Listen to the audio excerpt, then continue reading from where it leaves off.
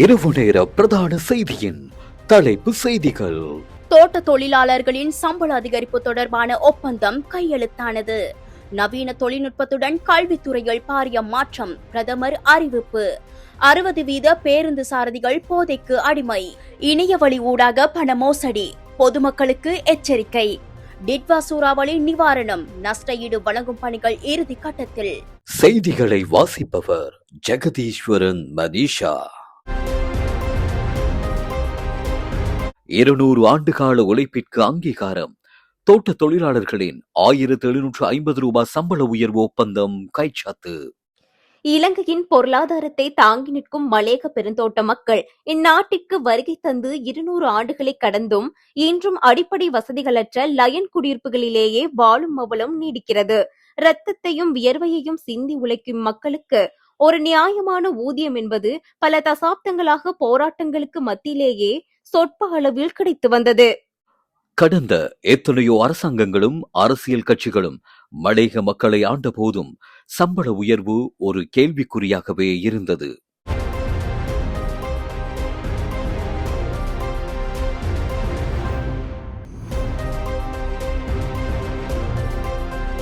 பல தசாப்தங்களுக்கு பிறகு ஜனாதிபதி அனுரகுமார திசாநாயக்கவினால் 2026 ஆண்டிற்கான வரவு செலவு திட்டத்தை சமர்ப்பிக்கும் போது பெருந்தோட்ட தொழிலாளர்களுக்கான சம்பளத்தை 1750 ரூபாய் வரை அதிகரிப்பதற்கான நடவடிக்கை தொடர்பாக பாராளுமன்றில் அறிவிக்கப்பட்டது. වතුකම් කරවට ඔවුන්ගේ සේවයට සරිලන සාධාරණ දෛනික වේතනයක් හිමි වී යුතු යන අප රජ ස්ථාවරය. අපි ඒකට සටන් කරලා තියෙන ඒ වෙනුවෙන්.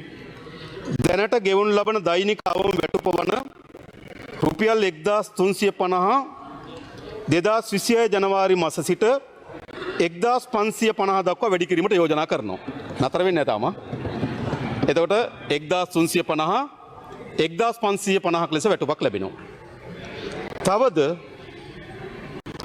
රුපියල් 1550ක වැටුපට අමතරව රජය විසින් පැමිණීමේ දෛනික දිරි දීමනාවක් ලෙස රුපියල් 200ක් ගෙවීමට යෝජනා කරනවා.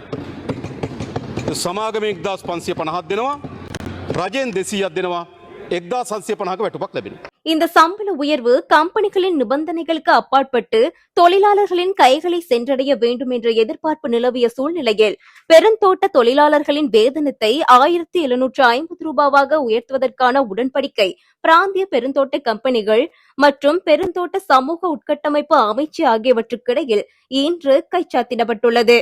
பெருந்தோட்ட தொழிலாளர்களின் சம்பள உயர்வு கைச்சாத்தான பிறகு தோட்ட தொழிலாளர்களுக்கு தற்போது வழங்கப்படும் ரூபாய் 1350 தினசரி சம்பளத்தை 1750 ரூபாவாக அதிகரிப்பது குறித்து தோட்ட தொழில் அமைச்சின் கௌரவ செயலாளர் மற்றும் பின்னணியில் மேற்கொள்ளப்பட்ட தொடர்ச்சியான கலந்துரையாடலுக்கு பின்னர் எட்டப்பட்ட தீர்மானத்திற்கு அமைய இந்த ஒப்பந்தம் கைச்சாத்திடப்படுகிறது. இதன்படி தற்போது வழங்கப்படும் 1350 ரூபாவுடன் மேலதிகமாக 200 ரூபாய் தோட்ட கம்பெனிகள் மூலம் சம்பள அதிகரிப்பாக அல்லது கொடுப்பனவாக வழங்கப்படும். மேலதிகமாக 200 ரூபாய் அரசாங்கத்தினால் வழங்குவதற்கு இணக்கம் தெரிவிக்கப்பட்டுள்ளது. இதற்காக நாம் அரசாங்கத்துக்கு எமது நன்றிகளை தெரிவித்துக் கொள்கின்றோம். எனவே இந்த தேசிய கைத்தொழிலை முன்னோக்கி கொண்டு செல்வதற்கு உற்பத்தி திறன் மற்றும் வரவு போன்ற விடயங்களில் அனைவரினதும் முழுமையான ஒத்துழைப்பை நாம் எதிர்பார்க்கின்றோம். அனைத்து வர்த்தக நிறுவனங்களினதும் ஒத்துழைப்பையும் எதிர்பார்த்துள்ளோம். அரசாங்கத்திற்கும் செயலாளர்களுக்கும் நன்றிகளை தெரிவித்துக் கொள்கின்றோம். 2026 ஜனவரி 1ஆம் தேதி முதல் இந்த ஒப்பந்தத்தை நடைமுறைப்படுத்த கிடைத்ததையிட்டு மகிழ்ச்சி அடைகின்றோம். 200 ஆண்டுகால வழிகளுக்கு மருந்தாக இந்த சம்பள உயர்வு மக்களின் வாழ்வாதாரத்தை உயர்த்தி அவர்கள் கௌரவமாக வாழ வழிவகுக்க வேண்டும் என்பதே அனைவரினதும் எதிர்பார்ப்பாகும். இந்த முயற்சி முழுமையான வெற்றி அடைய வேண்டும் என்பதே ஒட்டுமொத்த சமூகத்தின் பிரார்த்தனையாக உள்ளது.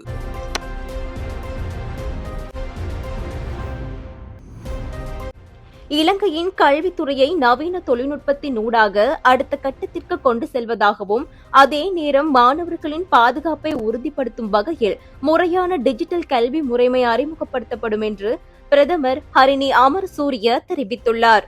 நவீன தொழில்நுட்ப சாதனங்களை மாணவர்கள் பயன்படுத்தும் போது அவர்களின் வயது மற்றும் தரங்களுக்கு ஏற்ப சிறுவர் பாதுகாப்பை உறுதிப்படுத்தும் சட்ட கட்டமைப்புக்குள் நின்று இந்த திட்டங்கள் நடைமுறைப்படுத்தப்படும் என பிரதமர் வலியுறுத்தியுள்ளார். கொழும்பு மற்றும் அதனை அண்டிய பகுதிகளில் பயணிகள் போக்குவரத்து சேவையில் ஈடுபடும் சாரதிகளில் சுமார் 60% கடுமையான போதைப்பொருள் பாவனைக்கு அடிமையாகியுள்ளதாக நெடுஞ்சாலைகள் மற்றும் நகர அபிவிருத்தி அமைச்சர் பிமல் ரத்நாயக்க தெரிவித்துள்ளார். கண்டி மாவட்டத்தில் போக்குவரத்து நெடுஞ்சாலைகள் மற்றும் நகர அபிவிருத்தி தொடர்பான விசேட அபிவிருத்தி குழு கூட்டத்தில் கலந்து கொண்டு உரையாற்றும் போதே அமைச்சர் இதனை தெரிவித்துள்ளார். வங்கி அதிகாரிகள் மற்றும் போலீஸ் உத்தியோகத்தர்கள் என நாடகமாடி இணையவழி ஊடாக பொதுமக்களை அச்சுறுத்தி பண மோசடியில் ஈடுபடும் குழுவினர் தொடர்பில் பொதுமக்கள் அவதானத்துடன் செயற்படுமாறு இலங்கை கணினி அவசர தயார் நிலை குழு எச்சரித்துள்ளது.